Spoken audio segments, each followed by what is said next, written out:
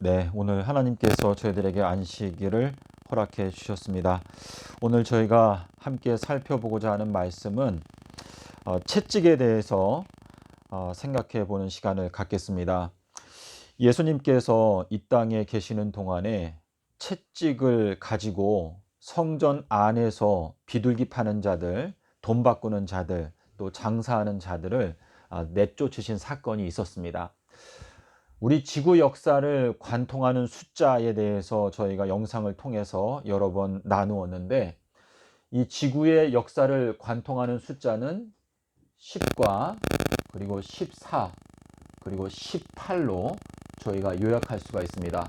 이 10이라고 하는 숫자는 토요일에 해당되는 숫자이고, 14라고 하는 숫자는 수요일에 해당되는 숫자이고, 이 18이라고 하는 숫자는 일요일에 해당되는 숫자입니다. 이스라엘 백성들이 가나안 땅에 도착할 때까지 그 모든 여정은 예수님을 믿는 자들이 새 예루살렘에 도착할 때까지의 그 여정을 설명하시기 위해서 예수님께서 이스라엘 민족을 선택하셔서 광야 생활을 통해서 저희들에게 미래를 열어 놓으셨습니다. 여호수아서 4장 19절에 보시면 이스라엘 자손이 요단강 물에서 올라올세라고 하는 말씀이 있습니다. 이 요단강이라고 하는 것은 아래로 흘러가는 물줄기라고 하는 뜻입니다. 아래로 흘러가는 물줄기. 이 요단이라고 하는 이 강이 흘러가서 도착하는 도착지가 사해 바다입니다. 자, 이 사해 바다는 멸망의 바다를 뜻하는데, 이 요단강이 막 흘러갈 때 그 요단강을 잠깐 멈추시고 그 요단강을 건너갈 수 있도록 역사하신 하나님의 그 역사는 여호수아서 4장 23절에 보시면 요단강을 건넌 것이나 홍해 바다를 건넌 것이나 똑같은 영적인 의미가 있다는 것을 하나님께서 말씀을 하시고 있습니다. 고린도전서 10장 1절과 2절에 보면 우리 조상들이 바다와 구름에서 침례를 받았다라고 말씀을 하시고 있습니다. 저희들은 예수님께서 오시는데 구름과 함께 오신다라고 하는 그 말씀은 구름 속에 가려져 있기 때문에 하나님의 통치하시는 보좌가 우리의 눈에 잘 안 보이다가 구름 속에서 들려오는 아버지의 음성, 너희들은 내가 기뻐하고 사랑하는 나의 아들의 음성을 들어라 라고 하는 그 음성을 듣게 될 때 저희들은 점점점 구름 속으로 끌어올려지게 되면서 구름 속에 지금까지 가려 있어서 잘 보이지 않았던 하나님의 통치 보좌가 저희들의 마음의 눈에 보이게 되고 하나님의 나라가 가까이 오는 것을 경험하게 되는 것을 의미합니다. 이 여호수아서 4장 19절에 보면 아비벌 10일 날 이스라엘 자손들이 요단강에서 올라올세라고 말하고 있습니다. 자, 그런데 예수님께서 침례를 받으셨던 그 연도가 바로 AD 26년도인데, 이 AD 26년도는 바로 아비벌 10일에 해당되는 연도로서 마태복음 3장 16절에 보시면은 예수님께서 침례를 받고 물에서 올라오실세라고 기록하고 있습니다. 자, 그래서 우리가 이 내용을 통해서 알 수 있는 것은 예수님께서 침례를 받기 위해서 물에서 올라오신 것이나 이스라엘 자손들이 요단강에서 올라온 것이나 이 내용들은 바로 아비벌 10일 토요일에 해당되는 사건이라는 것을 저희가 알 수가 있는데, 이 내용이 이 마지막 때를 살고 있는 우리들에게는 어떻게 적용이 되는가? 그것은 2022년도, 자, 2022년도는 저희가 사망에서 생명으로 옮겨갈 수 있는 기회를 하나님께서 주셨던 이 예언적인 해를 가리키고 있습니다. 주님께서 이 AD 26년도에 침례를 받으시고 그리고 나서 27년도 그리고 28년도 그리고 29년도, 그리고 30년도가 되었을 때 예수님께서 십자가에서 죽으셨습니다. 자, 그런데 주님께서 공생애를 시작하시던 27년도에 요한복음 2장 15절에 보시면 예수께서 노끈으로 채찍을 만들어서 성전 안에서 장사하는 자들, 돈 바꾸는 자들, 비둘기 파는 자들을 다 내쫓으셨다라고 기록하고 있습니다. 자, 여기에 보면 채찍이라고 하는 표현이 나오는데요. 이 채찍이라고 하는 것은 욥기서 5장 21절에 보면 혀의 채찍이다라고 하는 말씀이 있습니다. 혀의 채찍. 그래서 이 채찍을 혀라고 말하고 있는데, 이 혀라고 하는 것은 야고보서에 보면 이 혀라고 하는 것은 불이라고 말하고 있습니다. 불. 이 혀라고 하는 것은 커다란 배를 움직이는 놀라운 권능이 있고, 이 혀를 잘못 놀리게 되면 생의 바퀴를 다 불살라 버리게 된다라고 하는 말씀이 또한 있습니다.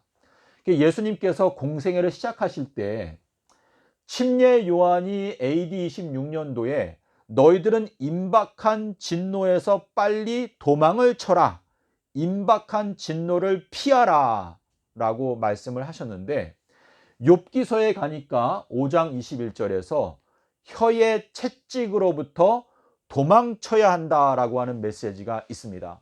예수님께서 공생애를 시작하실 때에 성전을 정결케 하셨고, 자, 그리고 AD 30년이 되었을 때 예수님께서 십자가 순환 주간이 시작되던 일요일 날, 요 30년 일요일 날, 요때에도 주님께서 성전을 정결케 하시는 일을 하셨습니다. 자, 그래서 성전 정결은 공생애를 시작하실 때에도 하셨고 공생애를 마칠 때에도 하셨는데, 공생애를 시작하셨던 이 연도가 일요일 연도를 가리킵니다. 아비벌 11일 연도를 가리키고, 그리고 이 30년도 공생애를 마치실 때에도 그 순환 주간에 역시 일요일 날 예수님께서 성전을 정결케 하셨습니다. 그래서 우리가 이 내용을 통해서 예수님께서 지혜의 왕이시기 때문에 그분께서 우리에게 전달하고자 하는 경고가 무엇인가? 이것은 2023년도에 저희가 지금 들어와 있는데, 이 2023년도는 밤중이 시작되는 첫 번째 해입니다. 이 밤중이라고 하는 것은 밤이경을 뜻하는데, 이 밤이경이 시작되는 요 첫 시간에 주님께서 채찍, 그러니까 주님의 말씀의 채찍으로 성전 안에서 지금까지 장사하고 순결한 비둘기의 영들을 자기들의 마음대로 팔아넘기고 돈 바꾸던 그러한 악한 자들을 주님께서 이제 말씀의 채찍으로 다 영원히 내쫓으신다 라고 하는 의미가 들어있는 것인데, 이 성전에서 내쫓는다라고 하는 이 말씀은 계시록 22장에서 말씀하시는 대로 거짓말하는 자들, 음행하는 자들, 개들, 술객들, 이러한 자들은 다 성 바깥에 있게 될 것이다 라고 하는 그 말씀과 같은 내용을 말씀을 하시고 있는 것입니다. 주님께서 이 채찍을 말씀하셨는데, 이사야서 26장에 가니까 기드온에 대한 이야기가 나옵니다. 근데 이 기드온이라고 하는 이름의 뜻은 찍어버린다, 베어버린다 라고 하는 의미를 갖고 있는데, 이 기드온이 사사기서 7장 19절과 25절에 보니까 이경초에 보초 교대하는 시간에 항아리를 깨뜨리면서 오렙을 죽였다라고 하는 말씀이 기록되어져 있습니다. 지금 2023년도는 하나님의 진노, 하나님의 분노의 심판이 시작되는 때라는 것을 하나님께서 저희들에게 분명하게 말씀을 하시는 것인데요. 이 혀라고 하는 것은 입 안에 들어있죠. 입 안에 들어있는데, 이사야서 11장 4절에 보면 이새의 줄기에서 한 싹이 나오는데, 그거는 예수님을 가리키지 않습니까? 근데 이 이사야서 11장 4절에 가면 그 예수님께서 그분의 입에 있는 막대기로, 여기에는 입의 막대기라고 되어 있습니다. 입의 막대기. 입의 막대기로 원수들을 깨뜨리는데, 요 막대기라고 하는 표현을 시편 2편 9절에 가면 철 막대기로 질그릇을 깨뜨리는 것처럼 다 깨뜨려 버릴 것이다 라고 말씀하시고 있는데, 우리 모든 이 땅에 사는 사람들은 다 하나님께서 만드신 질그릇들입니다. 근데 주님께서 이 마지막 때에 혀의 채찍으로 또 입의 막대기로, 이 철 막대기로 이제 모든 질그릇들을 깨뜨리는 역사를 하실 것인데, 계시록 2장 27절에 가니까 이 입의 막대기의 권세를 이기는 자들에게 또 나누어 주신다라고 말씀을 하시고 있습니다. 그러므로 우리가 이 예수님의 입의 그 막대기를 우리의 입에 옮겨올 수 있는 것은, 하나님이 보내신 사람은 하나님의 말씀을 하나니라고 말씀하시고 있습니다. 그래서 우리가 요즘 마태복음 12장 33절부터 42절까지 말하면서 자주 나누는 말씀이 뭐냐면, 너희가 어떤 무익한 말을 하든지 심판날에 이에 대하여 신문을 받는다라고 말씀하시고 있는데, 저희들은 입에 재갈을 물린다라고 하는 것은 내 마음 가운데 느껴지는 대로 다 마구 말해버리는 것을 중지하고, 나의 마음 가운데 하나님의 영께서 주시는 신령한 말을 나의 입술에서 담고 그 순결한 말만 하기 위해서 노력하는 것이 필요하다라는 것을 말씀하시고 있습니다. 그래서 두아디라 교회에 대해서 하나님께서 약속하시는 것은, 이기는 자에게 내가 철 막대기로 다스릴 수 있는 권세를 주겠다라고 하는 그 말씀은, 우리가 비록 소수의 무리가 모였지만, 좁은 무리가 곧은 길, 정말 협착한 길을 가고 있지만, 주님께서 우리에게 주시는 이 입술의 권세를 가지고 우리가 이 온 세상을 향해서 진리의 말씀을 전파하게 될 때는, 우리의 입에서 나오는 이 말이 바로 불이 되게 하여서 이 세상 전체를 불사르게 하시는 그러한 권세를 주신다라고 하는 약속을 주님께서 말씀하시고 있습니다. 그래서 우리가 이사야서 53장 6절에 가면, 우리 모든 사람들은 다 양과 같아서 그릇 행하여 다 각기 자기 길로 갔다라고 말씀하시고 있습니다. 자, 예수님께서 십자가에서 죽으실 때 양쪽에 두 강도가 함께 매어 달렸습니다. 그런데 이 빌라도한테 가서 사람들이 뭐라고 말했냐면, 이제 큰 날이 다가오고 있으니까 어떻게 하라고 말했습니까? 이 사람들의 다리를 꺾어서 시체를 치우자라고 하는 말을 하였습니다. 이것은 무엇인가 하면, 이 예수님께서는 홀로 거룩하신 분이고, 이 양쪽에 있는 이 두 강도는, 요거는 기원전 BC에 살고 있던 주님의 이 세상 사람들, 여기는 주후에 살고 있는 이 세상 사람들이다라고 이렇게 비유적으로 말할 수 있는데요. 다리를 꺾는다라고 하는 것은, 이 다리는 우리의 행실, 우리가 다니는 길을 이 주장하는 몸의 중요한 기관인데, 이 다리를 꺾는 것은 그 사람이 행하는 모든 길들이 다 악하기 때문에 다리를 꺾는다라고 하는 뜻인데, 자, 예수님을 다리를 꺾으려고 군인들이 가보니까 예수님이 이미 죽어 있었어요. 그래서 주님께서 우리에게 요구하시는 것은, 너희가 자기 자신의 목숨까지도 미워하지 아니하면 나의 제자가 될 수 없다라고 하는 그 말은, 여기에 있는 두 강도가 만약에 예수님과 마찬가지로 먼저 이미 죽어 있었다면 이 두 강도도 다리를 꺾을 필요가 없었어요.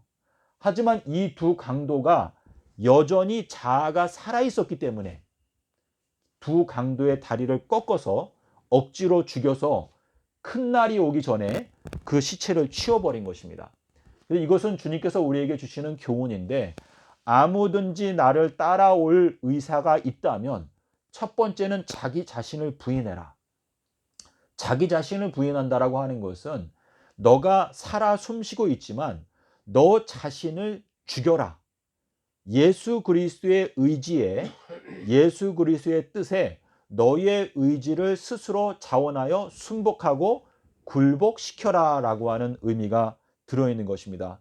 그래서 예수님은 그 뼈가 하나도 꺾이지 아니하였다라고 하는 말씀이 있는데, 자, 이 뼈라고 하는 단어를 보게 되면 이 뼈라고 하는 단어가 척추뼈라고 하는 단어하고 어근이 같습니다. 이 예수님의 뼈대는 예수님의 몸이기 때문에 예수님의 뼈대는 절대로 무너질 수가 없습니다. 이거는 그분의 계획이고 그분의 나라이기 때문에 그분의 뼈는 절대로 무너질 수가 없기 때문에 예수님은 그 뼈가 하나도 부러지지 않았다라고 말씀을 하시고 있고, 예수님의 척추뼈는 33개로 이루어져 있는 척추뼈이고 그 척추뼈가 하나님의 모사, 하나님의 계획표, 하나님의 모략이다 라고 말씀을 하시고 있습니다. 주님께서 갖고 계시는 분명한 그 계획은 이 어떤 우주의 어떤 존재도 그 계획을 막을 수가 없고, 사단이 그것을 막기 위해서 노력을 했지만 예수님의 계획은 굳건하게 선다는 것을 분명하게 하기 위해서 예수님은 이 세 사람 중에서 유일하게 뼈가 부러지지 않은 상태에서 무덤에 내려가셨습니다. 주님께서 오늘날 저희들에게 이 주시는 이 모든 경고는 우리가 지금까지 각기 그릇 행하여 자기 길로 갔고 엉뚱한 길로 갔지만 이제는 이 마지막 때가 되면서 주님께서 날 때부터 소경이었던 저희들에게 진흙을 바르고 실로암 못에 가서 씻음으로 말미암아 눈을 뜨게 하신다라고 하는 의미인데, 이 실로라고 하는 단어가 구약 성경에 많이 나옵니다. 근데 이사야서 8장 6절에 가니까 이 실로라고 하는 이 강물은 천천히 흘러가는 강물이다라고 말씀하시고 있는데, 너희들이 천천히 흘러가는 이 실로라고 하는 강물을 거절하고 엉뚱한 대로 따라가고 있기 때문에 너희들은 반드시 망하게 될 것이다 라고 말씀을 하시고 있는데, 주님께서는 저희들에게 분명하게 3000년의 계획을 깨닫게 해주기 위해서 삼낮 삼밤이라고 하는 하나님의 지혜의 말씀을 저희들에게 주셨는데, 저희들이 귀가 가려우니까 거짓된 것을 가르치는 헛된 스승들을 많이 따라가다 보니까 저희가 지금까지 다 소경이 되었고 엉뚱한 교리에 빠져 있었다는 것을 깨닫게 되면서 저희가 하나님을 찬송하고, 아, 내가 지금까지 날 때부터 소경이었구나, 주님께서 나를 긍휼히 여기셔서 눈을 뜨게 해주시는구나 하는 것을 깨닫게 되면서 저희가 예수님께로부터 입의 막대기, 철 막대기의 권능을 저희가 받게 되는 것이고, 저희가 이 막대기를 잘 사용하게 되면 다른 사람의 죄를 용서해 줄 수 있는 권세도 우리가 행할 수 있게 되는 것입니다. 그건 뭐냐면 주님께서 나에게 주신 이 철 막대기를 내가 깨달았기 때문에 이 깨달은 마음으로 다른 사람에게 이 막대기를 설명해 주게 되면 그 사람도 자기의 죄를 깨닫고 자기의 눈을 뜨게 되면서 회개하게 되는 역사가 일어날 수 있다라고 하는 의미가 되겠습니다. 그래서 주님께서 이 세상 역사를 관통하는 10, 14, 18이라고 하는 숫자를 주셨는데, 이 마지막 끝에 살고 있는 저희들에게 주신 이 세 가지 연도는 2022년도, 그리고 2026년도, 그리고 2030년도로 요약될 수가 있겠습니다. 주님께서 이제 두 선지자가 활동하는 시간으로 3년 반을 주셨는데, 하나님께서 보실 때에 저희들은 여러 가지로 부족합니다. 그래서 우리가 이 마지막 때 부지런하여 게으르지 말고 열심을 품고 주를 섬기라 라고 하는 그 말씀에 따라 말에게는 무엇이 필요하다고 말했습니까? 채찍이 필요하다라고 말했는데, 백마탄 군대들이 이제 일어나야 되는데 이 백마탄 군대들을 주님께서 빨리 좀 더 열심을 내서 활동하도록 하기 위해서 잠언서에 보면 말에게는 채찍이 필요하고 나귀에게는 재갈이 필요하고 그리고 어리석은 자의 등허리에는 막대기가 필요하다라고 하는 말씀을 하셨습니다. 그래서 우리가 이 마지막 때 주님께서는 우리들을 그분의 뜻대로 인도하시는 선한 목자이신데, 그분께서 우리들을 인도하실 때 우리가 기드온의 300명과 같은 정신을 갖고 스스로 자원하여 하나님께 열심을 내므로 말미암아 이 마지막 때 하나님께서 다른 신들을 섬기고 있는 이 현 기독교단을 책망하기 위해서 하늘을 닫고 비를 내리지 않게 되는 이 정말 두려운 하나님의 심판의 재앙이 올 때 현 기독교단을 우리가 호소하고 경고하고 회개시킴으로 말미암아 하나님의 은혜가 혹 우리에게 다시 돌아옴으로 말미암아 많은 사람들이 하나님을 발견하고 고통에서 해방되게 되는 그러한 역사가 이루어질 수 있도록 하기 위해서 저희가 다 함께 경건한 마음으로 주께 헌신하기를 바라는 마음입니다. 그래서 잠언 1장에 이 첫 번째 천사의 기별이 무엇입니까? 하늘과 땅과 바다와 물들의 근원을 만드신 이를 경배하라. 그래서 너희들은 처음 태초부터 확실한 것을 굳게 붙잡으라. 히브리서 3장 14절에서 말씀하시고 있는데 이 태초부터 창세기 1장 2장에서부터 주님께서 확실하게 빛을 낮이라 칭하시고 어두움을 밤이라고 칭하신 이 예수님의 말씀, 이 말씀이 확실한데 그 태초부터 확실한 것을 너희가 굳게 붙잡게 되면 우리가 하나님의 축복에 참여하게 된다라고 말씀을 하시고 있습니다. 그래서 우리가 가장 두려워해야 되는 것은 예수 그리스도, 그분이 온 우주의 기초니까 저희가 항상 겸손하게 범사의 하나님을, 예수님을 인정함으로 말미암아 필승하게 되는 쉐마 승리하게 되는 저희 모두가 되었으면 하는 바람으로 오늘은 말씀을 마치도록 하겠습니다. 아멘. 감사합니다. 감사합니다. 주님 같은 기도로 마치겠습니다.